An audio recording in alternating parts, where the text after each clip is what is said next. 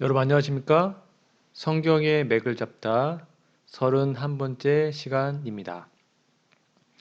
오늘은 지난 시간에 이어서 열처녀의 비유와 재림운동 두 번째 시간을 갖도록 하겠습니다. 우리 지난주에 배운 것 잠깐 복습을 해보겠습니다. 이 열처녀의 비유는 역사화된 비유입니다. 우리 재림교회 선조들은 1831년 재림기별을 전파함을 통하여서 이 열처녀의 비유를 자신들의 삶의 선교적 행동과 모델로 적용했습니다.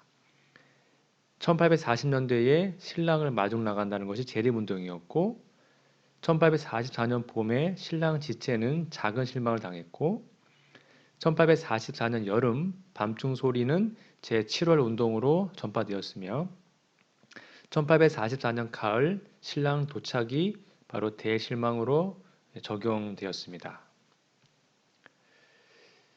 이들이 열처녀 중에 미련한 처녀와 슬기로운 처녀의 운명을 가는 게 뭐라 그랬죠? 지난주에 바로 아는 것을 실천하는 거였습니다. 둘 다 등불은 있었습니다. 그런데 기름이 있고 없고 차이였죠. 그러니까 아는 것을 성령의 힘을 통하여 실천하느냐 아니면 그냥 알고만 있는 것으로 끝나느냐에 따라서 이들의 운명이 결정되게 되었습니다. 오늘은 신랑이 더디옴이라는 그 역사적 사건에 대해서 좀 살펴보도록 하겠습니다. 이 도표 현재 여러 번 보시죠. 네, 1840년대부터 신랑을 마중 나가는 즉 재림운동이 딱 되었는데 1844년 봄 처음에 봄에 예수님이 온다고 생각을 했었죠. 근데 오지 않으셨습니다. 신랑이 지체된 것이죠. 그러자 약간의 작은 실망을 당하게 됩니다. 이 재림의 시기는 매우 민감한 문제였습니다. 밀러의 계산에 따르면 우리 지난주에 배웠습니다. 2300조회가 시작되는 기원전 457년으로부터 2300년 후니까 1843년이었습니다. 그런데 재림의 시기에 대해서 여러 날짜가 거론되고 수정되었기 때문에 가장 중요한 변화는 이 만년 개념의 도입이었습니다. 무슨 말이냐면 BC와 AD 사이에는 0년이 없죠. 그러니까 연대 계산에서는 BC와 AD로 넘어갈 때는 1년을 더해야 하는 것입니다. 자, 설명드릴게요. 이걸 만년 개입이라 그러는데요. 개념이라 그러는데 자, 기수 계산을 보면 3, 2, 1, BC 3년, 2년, 1년, 0년, 1, 2, 3, 4, 5 이렇게 가잖아요. 그런데 연대 계산에서는 0년이 없어요. 그러니까 BC 1년 다음에 바로 AD 1년이죠. 그래서 원래 2300에서 457을 빼면 1843년이 맞는데 연대 계산이기 때문에 1년을 더해야 되는 겁니다. 0년이 없으니까. 그래서 1844년으로 최종 연도가 수정되게 됩니다. 그리고 카라이트력 계산 방법을 채택하게 됩니다.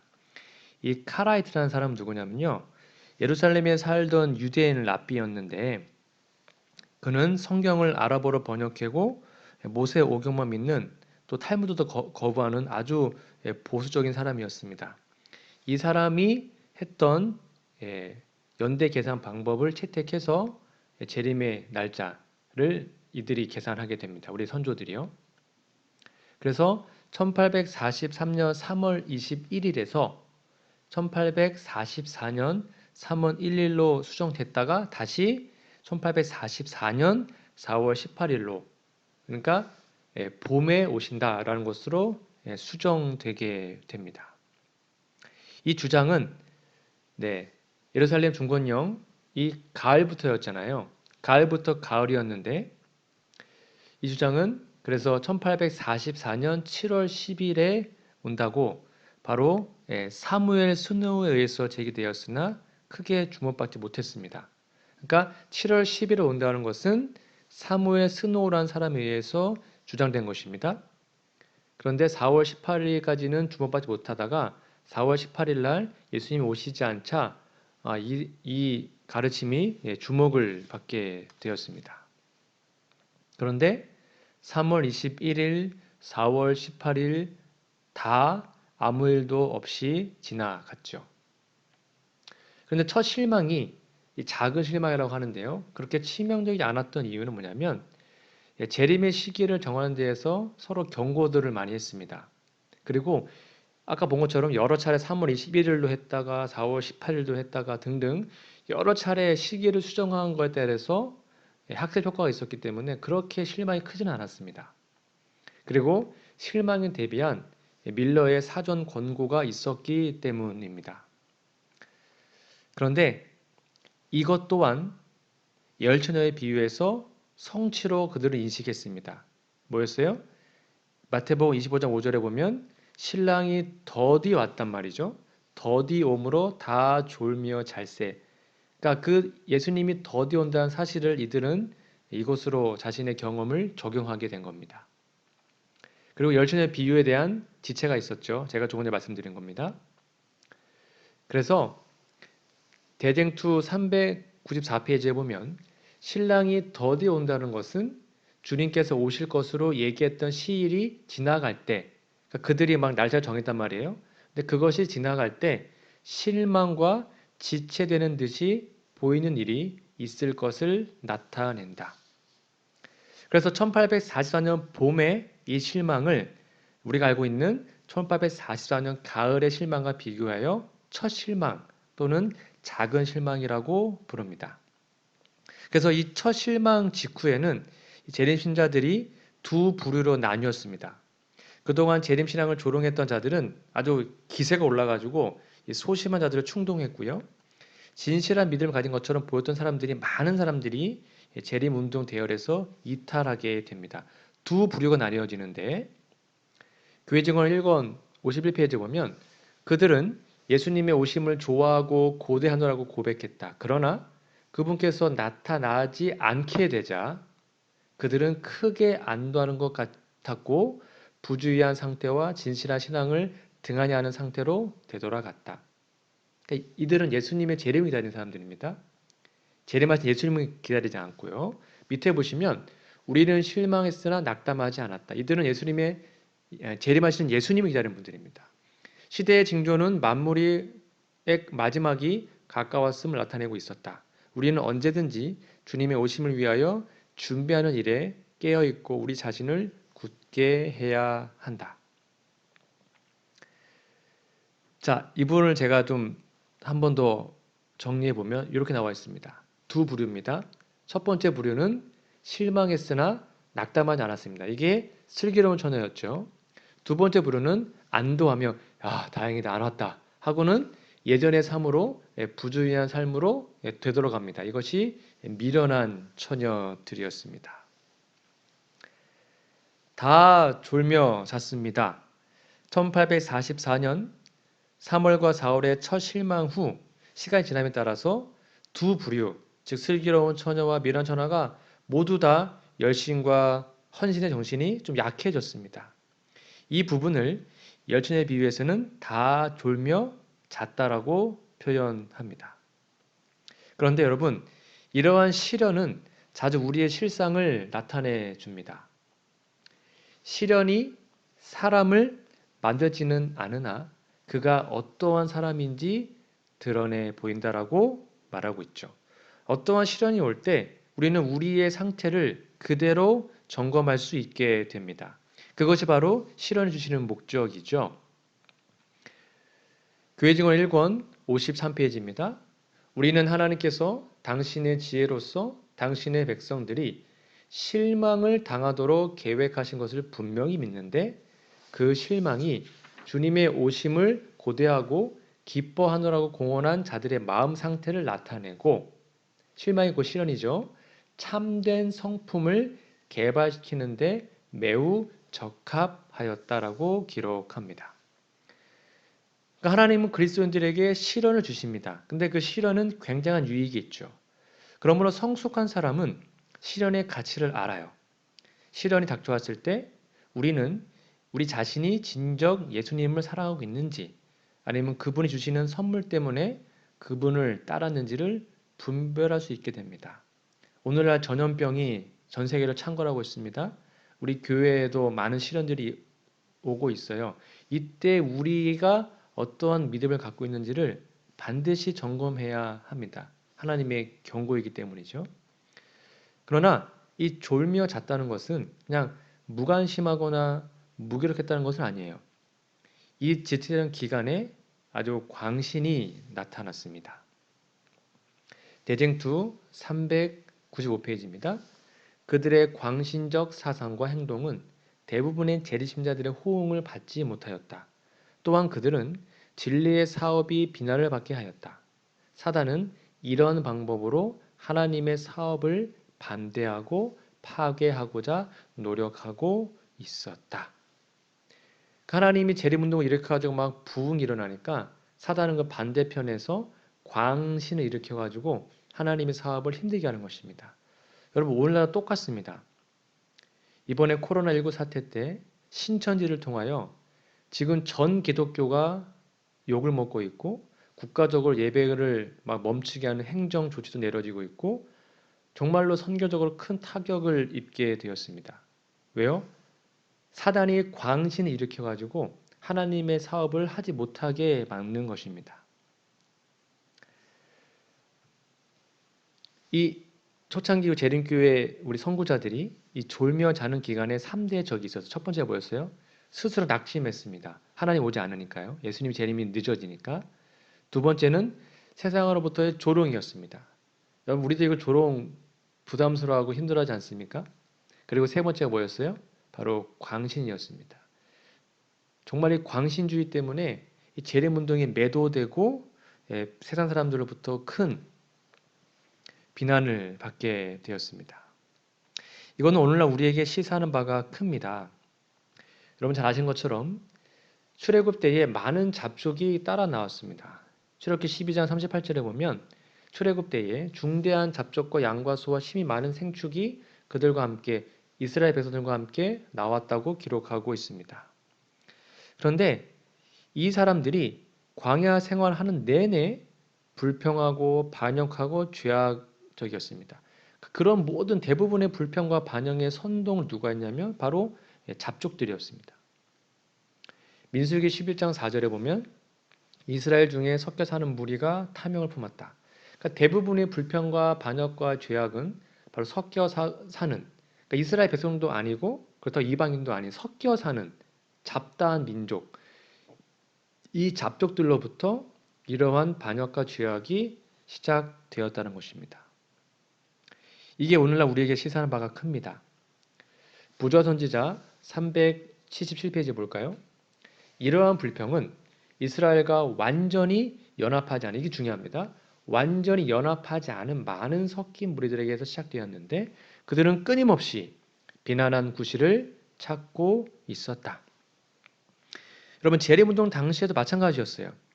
그들은 재림신도들이 신랑을 맞으러 나갈 때 크게 감동되어서 함께 따라 나온 것입니다. 출애굽 때처럼요. 근데 재림이 지체됩니다. 뭔가 일이 잘못되어 있는 것처럼 보이죠. 그러자 모든 잘못과 실패 이런 건전하지 못한 행동들을 찾아내서 크게 과장한 다음에 이것이 바로 재림신도들의 믿음의 부족이다라고 막 주장을 했습니다. 그 잡족들은 형제들의 좋은 행위는 지나쳐버리고 결점과 잘못은 드러내어 눈에 띄게 만들죠. 이러한 사람들의 수요가 늘어나자 세상은 그들이 곧 그 비난하고 연합하지 않았던 그들이 곧 재림신자들을 대표하는 것으로 여기게 되었고요. 진리와 하나님의 사업은 비난을 받게 되었습니다. 참 슬프죠. 대쟁투 395페이지입니다. 하나님의 아들들이 여호와 앞에 올 때 사단도 또한 거기 함께 참여한다. 모든 신앙 부흥이 일어날 때마다 그는 그 가운데 마음이 깨끗이 못하고 정신이 건전하지 못한 사람들이 들어오게 된다. 그러니까 우리는 뭔가 교회가 부흥하고 발전할 때 여기에 지금 하나님의 백성만 있는 것이 아니다라는 사실을 기억해야 합니다. 그런 사람들이 진리의 어떤 일부를 받아들이고 그러니까 다 기억하지 않아요. 한두 개예요. 일부. 그 다음에 신자의 자리를 차지하게 되면 사단은 즉시 그들을 통하여 경성치 못한 자들을 속일 수 있는 이론들을 제기하도록 만든다라고 기록합니다. 지금도 마찬가지입니다. 교회 조직 안에 그냥 적당히 들어온 거예요. 완전히 들어오지 않았어요. 연합도 완전히 하지 않았습니다. 그렇다고 교회를 완전히 떠난 것도 아니에요. 그냥 주변은 맴도는 섞인 물들이 있습니다. 저들은 자신들의 삶과 신앙에 더 큰 문제가 있음에도 불구하고요. 뭔가 이 개혁이라는 이름으로 교회의 상태와 교단의 문제와 현실을 비난합니다. 그리고 공공연하게 막 언론에 말하기도 하죠. 그리고 마치 그것이 상대적으로 자신의 의로움을 드러낸다고 생각합니다. 이러한 정신은 하나님께로 온 것이 아니에요.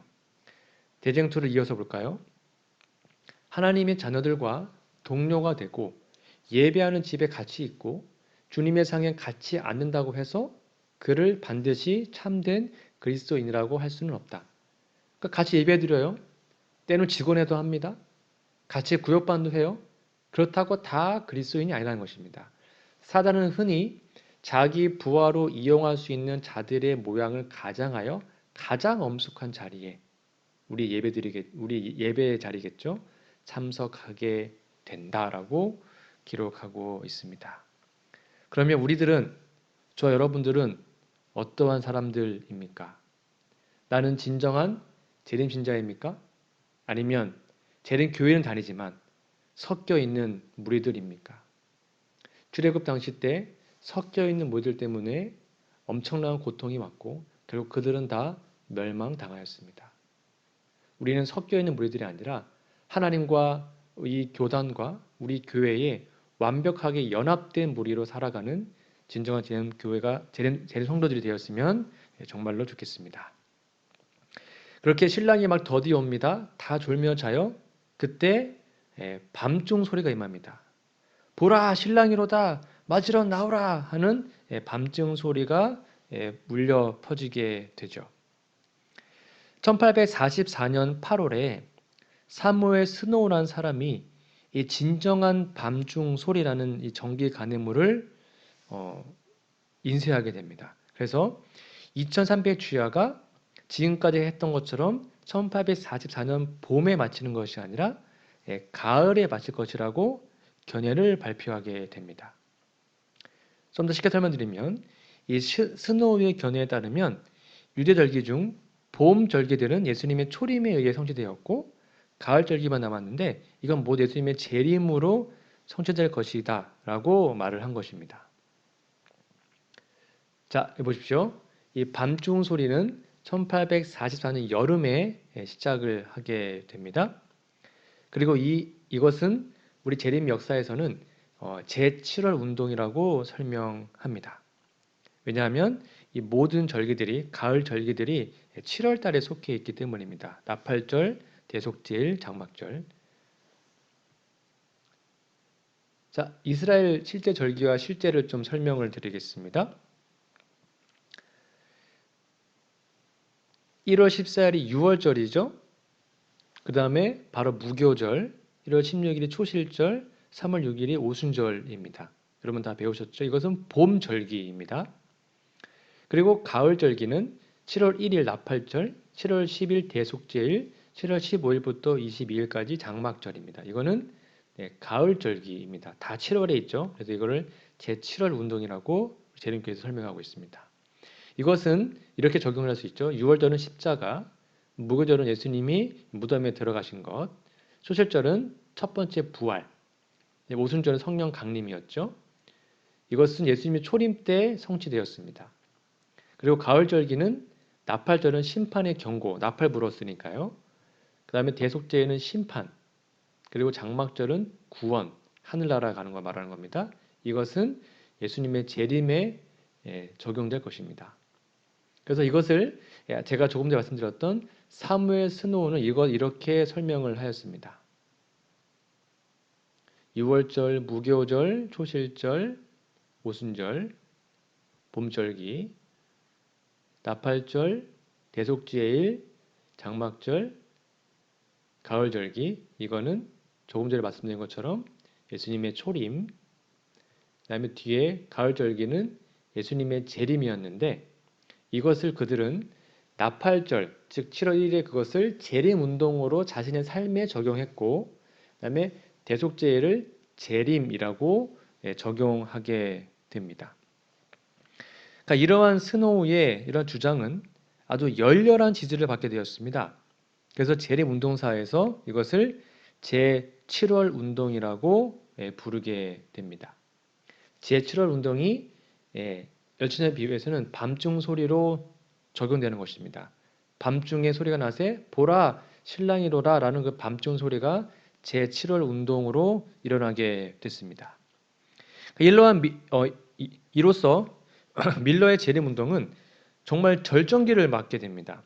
그래서 재림 신자들은 이것을 열천에 비유해서 밤중 소리의 진정한 실현으로 그들은 인식하게 됩니다. 대쟁투 398페이지입니다.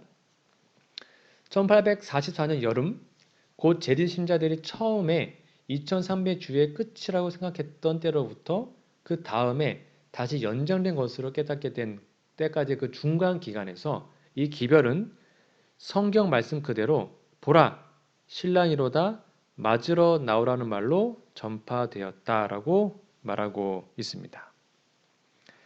그런데 이렇게 밤중 소리가 전파되었지만 1844년 10월 22일에 결국 대실망이 오게 됐습니다. 그러면 대실망을 하나님께서 허락하신 이유는 무엇일까요? 드디어 10월 22일이 되었지만 그들이 기다린 예수님은 재림하지 않으셨습니다. 그래서 우리 재림교회에서는 1844년 10월 22일을 바로 대실망이라고 부릅니다.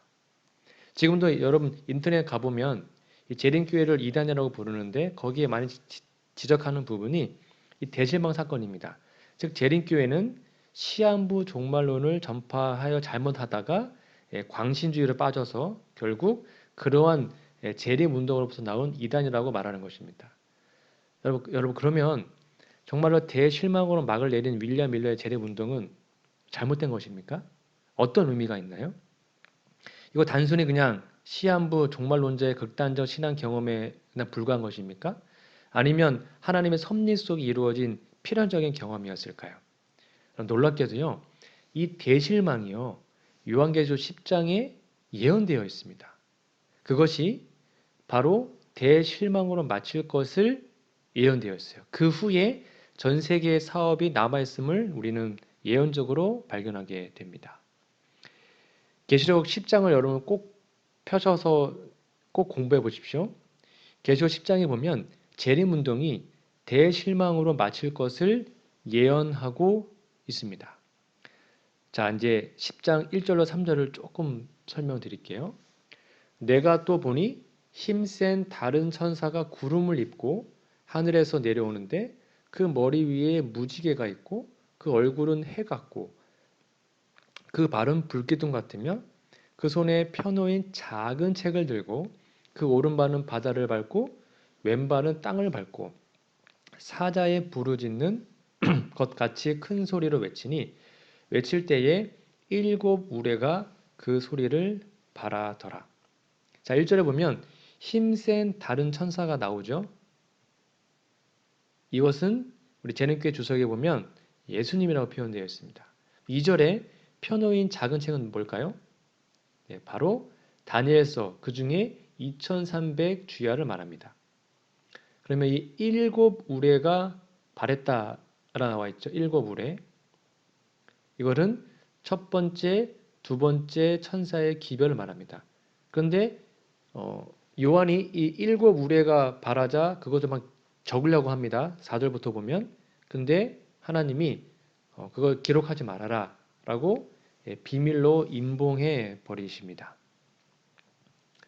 자, 우리 재림교회 화이주석에 보면 요한을 가르친 힘센 천사는 누구시라고요? 예수 그리스도이십니다. 여러분 성경책에 적어놓으세요. 그 다음에 한 발은 바다에 돼 있죠. 한 발은 육지에 있어요. 그것은 그 천사의 선 자리가 땅과 바다를 다 밟고 있으니까 이 기별이 광범위한 것을 말하는 겁니다. 그것은 바다를 건너서 다른 나라들에 전파되어 온 세상에 선포될 것으로 우리는 표상할 수 있습니다.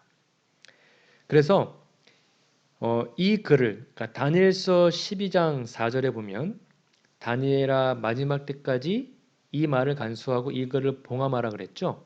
그래서 이 2300 주야가 해석될 때는 마지막 때였습니다. 그리고 이 마지막 때는 바로 1800, 1798년 이후에 있는 그 기간을 말하고 있죠. 계시록 10장 4절을 볼까요? 제가 조금 전에 말한 것처럼 일곱 우레는 첫째, 둘째 천사의 기별을 말하는 것입니다. 재림운동을 말하는 거예요. 근데 그 우레가 발할 때 요한이 기록하려고 하다가 곧 들으니 하늘에서 소리 나서 말하기를 일곱 우레가 발한 것을 뭐하래요? 임봉하고 기록하지 말라 하였더라. 왜 그랬어요? 이것을 다 이해해 버렸으면 재림운동이 일어나지 않았을 겁니다.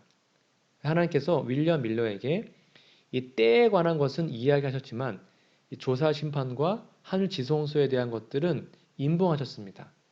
그래서 그것을 깨닫지 못하게 하신 것이죠. 이 부분에 대한 화해주석을 볼까요? 이후에 일곱 우레가 그 목소리를 발하였고 요한에게는 작은 책과 관련하여 다니엘입니다. 다니엘서 2300주야 다니엘서에 관한 명령이 주어졌다. 그러므로 다니엘의 예언은 첫째, 둘째, 셋째 천사의 기별이 세상에 주어질 적당한 때를 예언하고 있다. 이것이 마지막 때입니다. 한때, 두때, 반때 이후에 있는 것이죠.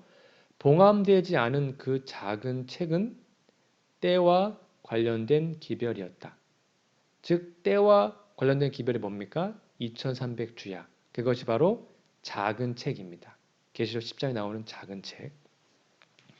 그러니까 요한은 일곱 우리의 기별, 즉 대실망에 대한 기별을 이해했어요. 요한은요. 그래서 그걸 적으려고 했습니다. 하나님이 그 기별을 임목하러 한 겁니다. 따라서 재림운동은 윌리엄 밀러와 밀러주의자들의 기대와는 달리 실망으로 끝날 수밖에 없었어요. 그게 예언되어 있으니까요. 그러니까 대실망은 단순한 실수가 아닙니다. 하나님께서 그렇게 의도하신 것입니다. 그럼 왜 그렇게 의도하셨을까요? 조금 뒤에 나옵니다. 자, 계시록 10장 6절에 보면 이어서 이런 말씀이 나옵니다.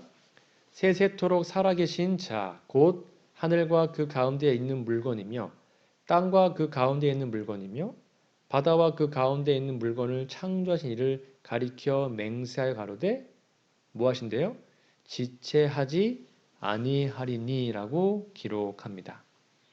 여기 지체하지 아니한다라는 말을 직역하면 이런 의미가 있습니다. 지체하지 아니하리니 이거의 진짜 의미는 예언적 시간이 더 이상 없겠다라는 것입니다. 여기서 말하는 시간은 예언적 시간입니다. 그래서 1840년에서 1844년까지 선포되었잖아요. 첫째와 둘째 천사의 기별 선포되었습니다. 그다음에 그 후로는 뭔가 명확한 시간의 때에 관한 기별이 더 이상 없다는 거예요. 이제는 때에 관한 기별은 없습니다. 계시록 10장 9절 10절을 볼까요? 네, 이게 그 의미입니다. 1840년부터 44년까지 첫째와 둘째 천사의 기별을 말합니다. 계시록 10장 9절 볼까요? 내가 천사에게 나아가 작은 책을 달라 하니 작은 책은 이제 이해하시죠? 다니엘서의 2300 주야를 말합니다. 천사가 가로되 갖다 먹어버리라. 이것은 연구해서 이해하라는 것입니다. 내 배에는 쓰나 입에는 꿀같이 달리라 하거늘 내가 천사의 손에서 작은 책 다니엘서의 2300 주야를 갖다 먹어버리니 내 입에는 꿀같이 달아 먹은 후에 내 배에서는 쓰게 되더라. 이게 무슨 말입니까? 펴놓인 작은 책을 먹는 것은 그 기별을 이해하는 것입니다. 입에 꿀같이 달아요. 그것은 바로 임막한 예수님의 재림을 듣고 예수님을 맞으러 나갔던 1840년대부터 44년까지 그 경험, 그들이 얼마나 달콤했는지 몰라요. 예수님이 곧 오시기 때문에 정말 열심히 기다리고 말씀 공부하고 너무너무 달콤한 삶을 살았죠. 근데 예수님 안 오셨습니다. 너무너무 쓰라린 실망을 했죠. 그것이 배에서는 쓰게 된다는 것으로 예언되어 있는 것입니다. 성경은 너무 정확하지 않습니까? 이렇게 다 예언되어 있어요. 대실망까지도. 그러자 이 대실망을 겪은 다음에 하나님이 다시 말씀하십니다. 계시록 10장 11절 저가 내게 말하기를 그냥 대실망 끝나는 것이 아니라 네가 많은 백성과 나라와 방언과 임금에게 다시 예언하여야 하리라 하더라. 이 말씀의 의미는 뭐예요? 대실망 후에 우리 재림 신자들이 온 세상에 전할 기별, 또 하나의 기별, 바로 셋째 천사의 기별이 남아있음을 의미합니다. 그러면 왜 대실망이 필요했을까요? 그 이유는 무엇입니까? 왜 하나님은 일곱 우레를 임봉하셔서 예언 해석을 할 수 없게 하셨고 결과적으로 그의 백성들이 대실망을 당하게 했을까요? 이것은 바로 예수님의 초림과 흡사합니다. 예수님의 초림 때 십자가 달리기 5일 전에 예수님이 나귀를 타고 입성하셨죠. 호산나 다윗의 자손이여 하고 막 제자들이 예수님이 곧 왕으로 될 줄 알았습니다. 모든 사람이 이목을 받으면서 예루살렘에 입성했죠. 근데 그 이유가 무엇이었습니까? 시대소망 571페이지입니다. 그분은 그 결과를 훤히 아셨다. 내다보셨다. 이것은 그분을 십자가로 몰고 갈 것이었다. 그러나 이와 같이 자신을 구속주로서 공공연히 드러내는 것은 그분의 목적하신 바였다. 그분은 타락한 세상에 대한 당신의 사명의 최후를 장식할 그 희생에 주의를 불러일으키기를 열망하셨다라고 얘기합니다. 즉 예수님의 그 승리의 입성은 세상에는 모든 관심을 바로 십자가로 집중시키기 위한 것이었습니다. 그것이 결국 그분을 십자가로 몰고 갔지만 그 예루살렘 입성은 세상의 관심을 십자가로 집중시켰습니다. 마찬가지로 윌리엄 밀러의 이 재림 운동은 세상의 모든 관심을 예수님의 하늘 성소 봉사로 집중시키기 위한 것이었습니다. 그 재림 운동을 통하여 세상의 관심들이 예수님의 재림과 특별히 하늘 성소, 지성소의 사업에 집중하게 되었습니다. 만일 밀러주의자들이 이런 재림 운동이 실망으로 끝날 것을 미리 알았다면, 그리고 1844년 가을에 세상이 끝나는 것이 아니라 그 후에 셋째 천사의 기별을 전할 기간이 남아있다는 것을 미리 알았다면 아마 그들은 계시록 10장의 예언을 성취시킬 수 없었을 것이고요. 세상의 관심을 집중하는 일에도 실패했을 겁니다. 그러니까 대실망 후에 그들은 예수님께서 어디로 가셨는지를 찾았고 마침내 예수 그리스도의 하늘 성소 봉사, 예수님이 지성소에 들어가셨구나 라는 것을 깨닫고 이것을 많은 백성과 나라와 방언과 임금들에게 다시 예언해야 된다는 사실과 사명을 깨닫게 된 것입니다. 대쟁투 405페이지입니다. 이와 같이 첫째와 둘째 천사의 기별은 적시에 전파되었고 하나님께서 기별들을 통하여 하시고자 계획하신 사업은 성취되었다라고 기록합니다. 자, 그러면 열처녀의 비유에 보면 신랑이 혼인잔치에 도착을 하죠. 열처녀의 비유에서. 자, 그러면 신랑은 그 비유에서 신랑은 어디로 갔을까요? 신랑이 사라져 버립니다. 무슨 말이냐면 마태복음 25장 10절을 볼까요? 저희가 살아간 동안 미련한 처녀가 살아간 동안에 신랑이 와요. 그리고 예배하던 자들은 함께 혼인잔치에 들어갑니다. 그럼 문은 닫히게 돼요. 근데 분명히 비유에는요. 열처녀의 비유에는 신랑이 왔다고 기록하고 있습니다. 근데 신랑 된 예수님은 이 땅에 재림을 안 하신 겁니다. 다시 도표를 복습해 볼까요? 자, 이 열처녀의 비유 도표입니다. 1831년 밀러를 통해서 재림 기별 처음으로 전파되죠. 1840년 보라 신랑을 맞으라 라는 신랑 맞음 운동이 재림 운동이었습니다. 그리고 1844년 봄에 다 졸며 잡니다. 지체하죠. 그게 작은 실방이었어요.